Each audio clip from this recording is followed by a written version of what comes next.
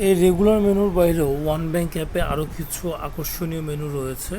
সেই মেনুগুলো একদম উপরিভাগে ছোট আইকনের মাধ্যমে দেখানো হয়েছে। সবার প্রথমে রয়েছে প্রোডাক্টস।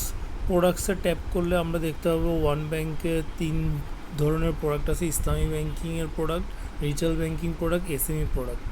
প্রত্যেকটা মেনুর মধ্যে আবার সাব মেনু রয়েছে। ইসলামী ব্যাংকিং প্রোডাক্টের মধ্যে ট্যাপ করলে আমরা দেখতে পাবো ইসলামী ব্যাংকিংয়ের আবার তিন ধরনের প্রোডাক্ট আছে: ডিপোজিট প্রোডাক্ট, লোন প্রোডাক্ট এবং কার্ডস।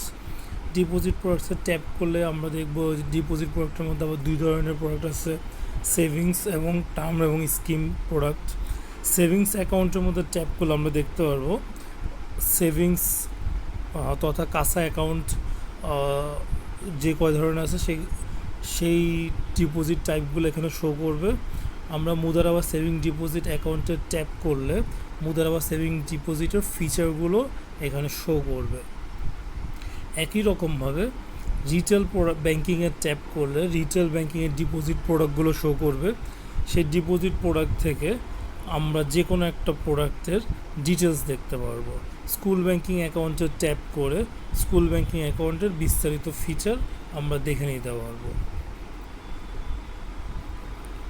আবার প্রথম মেনুতে ফেরত গেলে আমরা দেখি বেনিফিটস নামে একটি মেনু রয়েছে। সেই বেনিফিটসের মধ্যে গিয়ে ওয়ান ব্যাংকের অ্যাকাউন্টধারী অথবা ক্রেডিট কার্ড অ্যাকাউন্ট হোল্ডাররা কী কী ধরনের সুবিধা পেতে পারেন, একটা কিনলে কতটি ফ্রি পেতে পারেন অথবা কত পার্সেন্ট ডিসকাউন্ট পেতে পারেন, এই মেনুতে গিয়ে আমরা সেটা দেখতে পারবো। ইএমআই পার্টনার্সে গিয়ে আমরা দেখতে পারবো যেসব মার্চেন্টের সাথে ওয়ান ব্যাংক ইএমআই ফ্যাসিলিটি দিচ্ছে সেই মার্চেন্টের ডিটেলস দেখতে পারবো। হেল্প সেন্টারে গিয়ে আমরা ওয়ান ব্যাংকের product related FAQ, service related FAQ, fees and charges, এই জিনিসগুলো বিস্তারিত দেখতে পারবো।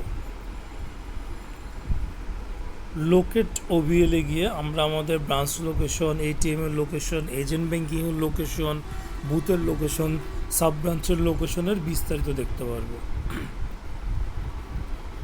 নিউজ অ্যান্ড ইভেন্টসে গিয়ে ওয়ান ব্যাংক রিলেটেড বিভিন্ন নিউজ আমরা এখানে দেখতে পারবো।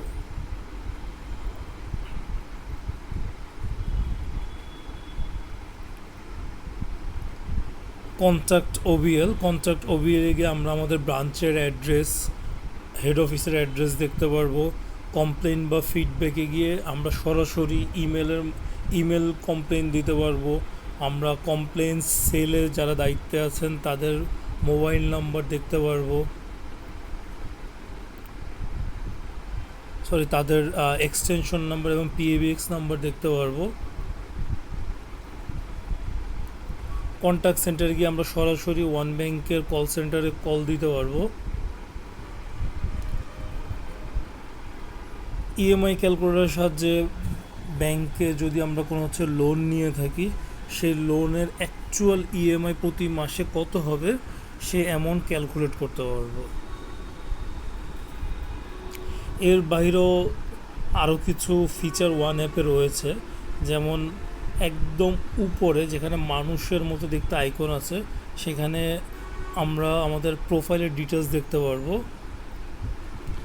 তার বাইরে আমরা নোটিফিকেশন দেখতে পারবো এবং লগ আউট করার জন্য উপরে আরেকটা ফিচার আছে, সেই অপশন থেকে আমরা আমাদের ওয়ান অ্যাপ থেকে লগ আউট করতে পারবো। দেখুন কীভাবে সাকসেসফুলি ওয়ান অ্যাপ থেকে লগ আউট করলাম।